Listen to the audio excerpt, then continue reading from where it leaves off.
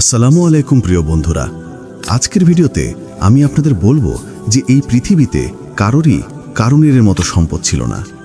আমি আপনাদের বলবো কিভাবে হযরত মুসা আলাইহিস সালামের চাচাতো ভাই কারুন যাকাত না দেওয়ার কারণে তার সমস্ত সম্পদসহ মাটির নিচে ডুবে গিয়েছিল।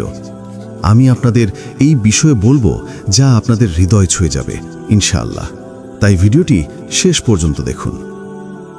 আপনারা হয়তো জানেন যে মাটির নিচে সোনা, রূপা, হীরা, মূল্যবান পাথর, রুবির খনি আছে এবং সমুদ্রের নিচে অনেক জাই, পান্না, প্রবাল এবং মুক্তা আছে। কিন্তু আপনারা শুনে অবাক হবেন যে এগুলো একসময় একক ব্যক্তির সম্পত্তি ছিল। এই পৃথিবীতে কেউ এত ধনী ছিল না এবং কখনো হবেও না। তার সম্পদ কিভাবে ছড়িয়ে পড়েছিল এবং কিভাবে তা মাটির নিচে এবং সমুদ্রের ভিতরে চলে গিয়েছিল, আমি আজ আপনাদের এই আশ্চর্যজনক গল্পটি বলবো। হযরত মুসা আলাইহিস সালামের চাচাতো ভাইয়ের নাম ছিল কারুন। কারুনের ভাগ্য ছিল অনেক উঁচু। পৃথিবীর প্রতিটি কোণে তার গোদাম ছিল। তার নৌকা এবং জাহাজ প্রতিটি নদী এবং সমুদ্রের দলবদ্ধভাবে ভেসে বেড়াত। তিনি পৃথিবীর প্রতিটি বণিকের একমাত্র ঋণদাতা ছিলেন। তিনি প্রতিটি ব্যবসার প্রধান ব্যক্তি ছিলেন। তিনি নিজেই ব্যবসা করতেন এবং প্রতিদিন লক্ষ লক্ষ টাকা উপার্জন করতেন। হযরত মুসা আলাইহিস সালাম তাকে অনেক ভালোবাসতেন। তিনি তাকে ভালোবাসার সাথে কাদাকে সোনা তৈরির দক্ষতা শিখিয়েছিলেন। সর্বত্র এত টাকা আসত যে তা গণনার বাইরে। টাকার বিনিময়ে তিনি হীরা, মূল্যবান পাথর, মুক্তা, রত্ন, চুনি, পান্না, জুই সংগ্রহ করতেন এবং লক্ষ লক্ষ সিন্দুক ভরে দিতেন। তিনি সেই সিন্দুকের চাবিগুলো একটি শক্ত সিন্দুকের মধ্যে রাখতেন, আর সেই সিন্দুকের চাবিটা তিনি কোমরের দড়ি দিয়ে বেঁধে ঝুলিয়ে রাখতেন। দিন হোক বা রাত, তাকে খুব কমই বাইরে দেখা যেত। তিনি প্রতিদিন চাবি হাতে নিয়ে গুদামে ঘুরে বেড়াতেন। আপনারা হয়তো ভাবছেন যে তিনি নিশ্চয়ই এত টাকা এবং সম্পদের প্রতি খুব বেশি আগ্রহী ছিলেন। তিনি নিশ্চয়ই অনেক খরচ করেছেন, কিন্তু না, তার কোনো শখ বা আরামদায়ক জীবন ছিল না। তার ছিল একটি ছেঁড়া পোড়ানো নোংরা পাজামা, উপরে একটি কুর্তা এবং পায়ে একজোড়া জীর্ণ চপ্পল। তিনি মাটিতে ছেঁড়া পোড়ানো মাদুরের উপর শুয়ে রাত কাটাতেন। দিনের খাবার ছিল কয়েকটি শুকনো রুটি, কিছু খেজুর এবং কিছু জল। কথিত আছে যে কয়েকদিন পর তিনি এটাও খাওয়া বন্ধ করে দিয়েছিলেন। তিনি একটি শুকনো রুটি জলে ডুবিয়ে সেই জল পান করতেন এবং রুটিটি শুকনো রাখতেন। আত্মীয় এবং বন্ধুরা বলতো, এত সম্পদ থাকা সত্ত্বেও আপনি কেন এত সমস্যার সম্মুখীন হন? আপনি কি অন্তত একজোড়া জুতা বা একটি সুন্দর পোশাক কিনতে পারেন না? কারুন হেসে বলল, বাহ, তোমরা তো দারুণ উপদেশ দিচ্ছ। আমি কি সমুদ্র থেকে টাকা এনেছি যে তোমরা আমাকে ধনী বলে মজা করছো? এবার ভাবো, যদি আমি এই সামান্য টাকা খরচ করি, তাহলে বৃদ্ধ বয়সে ক্ষুধার্ত অবস্থায় আমার বাচ্চাদের খাওয়াবে কে বলো তো? তোমরা আমাকে রাস্তার ভিক্ষুক বানাবে।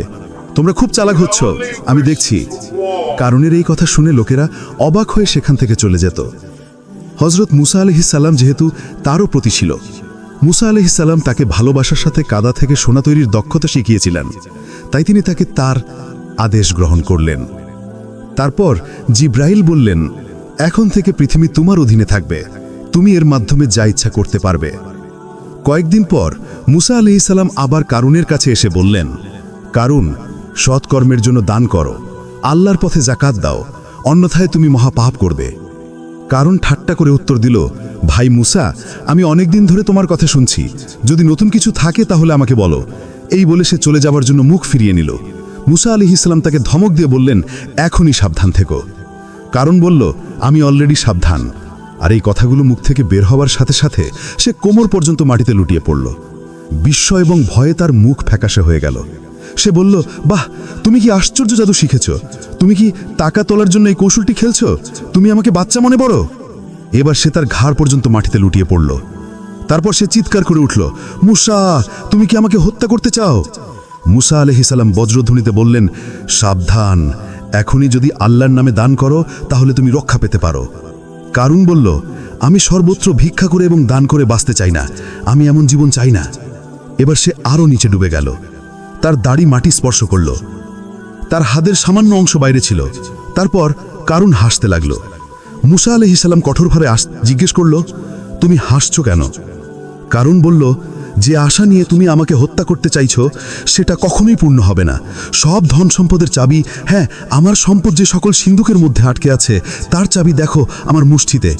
এই পৃথিবীতে এমন কোনো অস্ত্র নেই যা এই সিন্ধুকগুলো ভাঙতে পারবে, তাই আমাকে হত্যা করে কোনো লাভ নেই। হযরত মুসা আলাইহিস সালাম শান্তভাবে বলল, হে বোকা, গরিবদের কিছু দান করো, আল্লাহর পথে দান করো, হয়তো তোমার জীবন রক্ষা পাবে। কিন্তু কারণ কোনো উত্তর দিল না, সে শুধু সেই সিন্ধুকের দিকেই তাকিয়ে থাকলো। মুসা আবার বললেন, কারণ তোমার কি বেঁচে থাকার সামান্যতম ইচ্ছাও নেই? কারণ হযরত মুসা আলাইহিস সালামের দিকে না তাকিয়ে চিৎকার করে উঠল, না, একেবারেই না। হযরত মুসা আলাইহিস সালাম জিজ্ঞেস করলেন, কিন্তু কেন? যদি তুমি বাঁচতে না চাও তাহলে কারণ কি? কারণ বলল, তুমি কি জানতে চাও কেন? কারণ আমি যদি বেঁচে থাকি তাহলে তোমরা আমাকে ধনী বলে পাগল করে দেবে। তারপর দানের নামে, জাকাতের নামে তোমরা আমার সমস্ত ধন সম্পদ লুট করে আমাকে রাস্তায় ফেলে দেবে। আমার কাছে কিছু টাকা থাকা অবস্থায় আমার মরে যাওয়াই ভালো। মুসা আলাইহিস সালাম শেষবারের মতো জিজ্ঞেস করলেন, কারণ তুমি কি আদেও বাঁচতে চাও না? এবার কারণ রাগে পাগলের মতো চিৎকার করে উঠল, টাকা ছাড়া আমার আর বাঁচতে ইচ্ছে করছে না। আর ধীরে ধীরে তার মুখ, নাক সব কিছু মাটির ভিতরে ঢুকে যেতে লাগলো। কিছুক্ষণের মধ্যে কারণের সমস্ত ভবন, সম্পদ, বুদ্ধে, ধন সম্পদ সব কিছু মাটির নিচে ডুবে গেল। একদিন হযরত মুসা আলাইহিস সালাম আল্লাহর সাথে সাক্ষাতের লক্ষ্যে তুর পাহাড়ের দিকে হাঁটতে শুরু করলেন। তুর পাহাড়ে পৌঁছানোর পর স্বয়ং আল্লাহ মুসা আলাইহিস সালামের সাথে এক রহস্যময় কণ্ঠে কথা বলতে শুরু করলেন। মুসা আলাইহিস সালাম বললেন, হে আল্লাহ, আমি জানতে চাই কে আমার সাথে বেহেশতে থাকবে? তারপর আল্লাহ বললেন, হে মুসা, বনি ইসরাইলে একজন কসাই আছে যে তোমার সাথে বেহেশতে যাবে এবং তোমার সাথে থাকবে। তারপর মুসা আলাইহিস সালামকে মহান আল্লাহ রাব্বুল আলামিন বললেন, হে মুসা, আজ বাড়ি যাও, কয়েকদিন পর আমি তোমাকে সেই কসাইয়ের ঠিকানা বলবো। তারপর মুসা আলাইহিস সালাম আল্লাহর এই আদেশ শুনে বাড়ি ফিরে যাওয়ার সিদ্ধান্ত নিলেন। এইভাবে আরও কয়েকদিন কেটে গেল। একদিন হযরত মুসা আলাইহিস সালাম যাত্রা শুরু করলেন। যখন তিনি পথে যাচ্ছিলেন তখন একজন মহিলা তার সামনে কাঁদতে কাঁদতে দাঁড়িয়েছিলেন। মহিলাটি মুসা আলাইহিস সালামের কাছে এসে বললেন, হে আল্লাহর নবী, আপনি কি তুর পাহাড়ে আল্লাহর সাথে কথা বলতে যাচ্ছেন? তাহলে আমার সম্পর্কে মহান আল্লাহ তাআলাকে জিজ্ঞাসা করবেন আমার কেন সন্তান হচ্ছে না। আমার বিবাহ বহু বছর হয়ে গেছে, তবু আমি এখনো মা হতে পারিনি। কেন আল্লাহকে জিজ্ঞাসা করবেন আমি কি কখনো মা হতে পারবো না, নাকি আমার কোনো ভুলের কারণে আল্লাহ তাআলা আমাকে সন্তান দিচ্ছেন না? মুসা আলাইহিস সালাম বললেন, ঠিক আছে, আমি অবশ্যই আল্লাহ পাক রব্বুল আলামিনের কাছে চাইব। তারপর মহিলাটি সেখান থেকে চলে গেল। এবার মহিলার প্রশ্ন শুনে মুসা আলাইহিস সালাম একটু হতবাক হয়ে গেলেন, তাই তিনি অন্য কোথাও ভ্রমণ করার ইচ্ছা করেননি। এবার তিনি আল্লাহ পাক রব্বুল আলামিনের সাথে কথা বলার জন্য তুর পাহাড়ের দিকে রওনা হলেন। তুর পাহাড়ে গিয়ে হযরত মুসা আলাইহিস সালাম আল্লাহকে জিজ্ঞাসা করলেন, হে আল্লাহ, আমি পথে একজন মহিলাকে কাঁদতে দেখলাম। তিনি আমাকে জিজ্ঞাসা করলেন যে আমার বিবাহের অনেক বছর হয়ে গেছে, তবু আমার কোনো সন্তান হয়নি। তখন মহান আল্লাহ পাক রব্বুল আলামিন গায়েবের কণ্ঠে বললেন, হে মুসা, তুমি তাকে বলো যে সন্তান দেওয়া ওই মহিলার ভাগ্যে ছিল না। এ কারণেই এত বছর পরেও তিনি মা হতে পারেননি। পুত্র বা কন্যা কেবল আল্লাহই দান করেন, আর আল্লাহ যা দেন আমরা তাই পাই। এই কথা শুনে মুসা আলাইহিস সালাম বাড়ি ফিরতে শুরু করলেন। বাড়ি যাওয়ার সময় তার মনে সেই মহিলার কথা এলো এবং তিনি সরাসরি বাড়ি না গিয়ে সেই মহিলার বাড়িতে যাওয়ার সিদ্ধান্ত নিলেন। মহিলাটি হযরত মুসা আলাইহিস সালামকে আসতে দেখে হতবাক হয়ে গেলেন। তারপর বললেন, হে আল্লাহর নবী, আমার প্রশ্ন জিজ্ঞাসা করে কি আপনি এসেছেন? মহিলার কথা শুনে মুসা আলাইহিস সালাম বললেন, মহান আল্লাহ বলেছেন যে তোমার সন্তান হবার ভাগ্যে নেই, তাই তুমি কখনো মা হতে পারবে না। এই কথা শুনে মহিলার চোখ অশ্রুতে ভরে গেল এবং তিনি জোরে জোরে কাঁদতে লাগলেন। তারপর হযরত মুসা আলাইহিস সালাম সেখান থেকে চলে গেলেন। কিছুক্ষণ পর একজন বৃদ্ধ ফকির, যিনি আল্লাহর ইবাদত করেন, সেই মহিলার বাড়িতে এসে বললেন, বাড়িতে কেউ আছেন? আমি একজন বৃদ্ধ ফকির, আমি অনেক দিন ধরে কিছু খাইনি, আমি খুব ক্ষুধার্ত, দয়া করে আমাকে আল্লাহর নামে কিছু দান করুন, নিশ্চয়ই আল্লাহ তোমার উদ্দেশ্য পূর্ণ করবেন।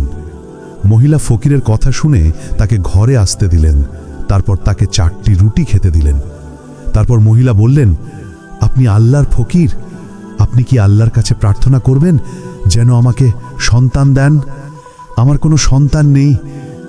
ফকির রুটির বিনিময়ে আল্লাহর কাছে প্রার্থনা করলেন, হে আল্লাহ, এই মহিলাকে সন্তান দিন। তারপর ফকির সেই ঘর থেকে চলে গেলেন। কয়েক বছর পর হযরত মুসা আলাইহিস সালাম কোথাও ভ্রমণে যাচ্ছিলেন। পথে তিনি সেই মহিলার বাড়ির পাশ দিয়ে যাচ্ছিলেন। তখন তার মনে পড়ল সেই মহিলার কথা। তিনি মহিলার বাড়ির দিকে ফিরে দেখলেন যে সেখানে মহিলাটি একটি ছোট শিশুর সাথে আনন্দের সাথে খেলছে। মহিলাটি হযরত মুসা আলাইহিস সালামকে দেখে বেরিয়ে এসে বললেন, হে আল্লাহর নবী, আপনি বলেছিলেন যে আমার ভাগ্যে কোনো সন্তান নেই, কিন্তু আল্লাহ আমাকে একটি সন্তান দিয়েছেন। এই কথা শুনে হযরত মুসা আলাইহিস সালাম অবাক হয়ে গেলেন, আর এর কারণ জানতে তিনি তুর পাহাড়ের দিকে রওনা হলেন। তুর পাহাড়ে দিয়ে হযরত মুসা আলাইহিস সালাম আল্লাহকে জিজ্ঞাসা করলেন, হে আল্লাহ, আপনি বলেছিলেন যে সেই মহিলার ভাগ্যে সন্তান নেই, কিন্তু আজ আমি দেখলাম যে সে আনন্দের সাথে শিশুটির সাথে খেলছে, এর কারণ কি? মহান আল্লাহ রহস্যময় কণ্ঠে বললেন, হে মুসা, তুই যদি এই প্রশ্নের উত্তর জানতে চাস তাহলে একটি থালায় মানুষের মাংস নিয়ে আয়, তাহলে তোমাকে উত্তর দেওয়া হবে। এই আদেশ শুনে হযরত মুসা আলাইহিস সালাম একটি থালা এবং ছুরি নিয়ে লোকেদের কাছে গেলেন। তিনি বললেন, হে আমার গোত্রের লোকেরা, মহান আল্লাহ আমাকে মানুষের মাংস আনতে বলেছেন। তোমাদের মধ্যে কি কেউ আছো যে তার দেহ থেকে মাংস দেবে? কেউ রাজি হলো না। সবাই এক এক করে সেখান থেকে চলে গেল। হযরত মুসা আলাইহিস সালাম উদ্বিগ্ন হয়ে এদিক ওদিক ঘোরাফেরা করতে লাগলেন। যখন তিনি কোনো সমাধান খুঁজে পেলেন না, তখন তিনি বাড়ি ফিরে যেতে লাগলেন। হঠাৎ একজন বৃদ্ধ ফকির তাকে পেছন থেকে ডাকলেন, হে আল্লাহর নবী, তোমাকে এত চিন্তিত কেন দেখাচ্ছে? হযরত মুসা আলাইহিস সালাম বললেন, মহান আল্লাহ আমাকে মানুষের মাংস নিতে আদেশ করেছেন, কিন্তু কেউ তার মাংস দিতে প্রস্তুত ছিল না। সবাই মুখ ফিরিয়ে চলে গেল। তারপর সেই বৃদ্ধ ফকির হযরত মুসা আলাইহিস সালামের কথা শোনার সাথে সাথে তার পাশ থেকে একটি ছুরি নিয়ে তার দেহ থেকে কিছু মাংস কেটে হযরত মুসা আলাইহিস সালামকে দিয়ে সেখান থেকে চলে গেলেন। এটা দেখে হযরত মুসা আলাইহিস সালাম একটু অবাক হয়ে গেলেন। তারপর হযরত মুসা আলাইহিস সালাম আবার সেই মাংস নিয়ে তুর পাহাড়ের দিকে হাঁটতে শুরু করলেন এবং বললেন, হে আল্লাহ, আমি মানুষের মাংস নিয়েছি, কিন্তু যাদের কাছে আমি এটি দিতে বলেছিলাম তারা সবাই পিঠ ফিরিয়ে চলে গেল। কেবলমাত্র একজন বৃদ্ধ ফকির আল্লাহর নাম শুনে তার শরীর থেকে মাংস কেটে আমাকে দিলেন। তখন মহান আল্লাহ রাব্বুল আলামিন ঐশী কণ্ঠে বললেন, হে মুসা, তুমি এই মাংসের জন্য সবার কাছে যাওয়ার দরকার ছিল না, তুমি নিজেই পারতে। এর মাধ্যমে তুমি তোমার প্রশ্নের উত্তর পেয়ে গেলে। সেই বৃদ্ধ ফকির আল্লাহর নাম শোনার সাথে সাথে তার শরীর থেকে মাংস কেটে আল্লাহ পাককে দান করে। সেই ফকিরের দোয়ার ফলেই আমি সেই মহিলাকে একটি সন্তান দান করলাম। হে মুসা, যে ব্যক্তি আল্লাহর পথে সবকিছু উৎসর্গ করে, সে তার যা কিছু আছে তার দান করে, আল্লাহ তাআলা তাকে সবকিছু দান করেন অথবা তার লিখিত ভাগ্য পরিবর্তন করে দেন। এই উত্তর শোনার পর হযরত মুসা আলাইহিস সালাম আল্লাহ পাক রব্বুল আলামিনের নির্দেশে বাড়ি ফিরে আসেন।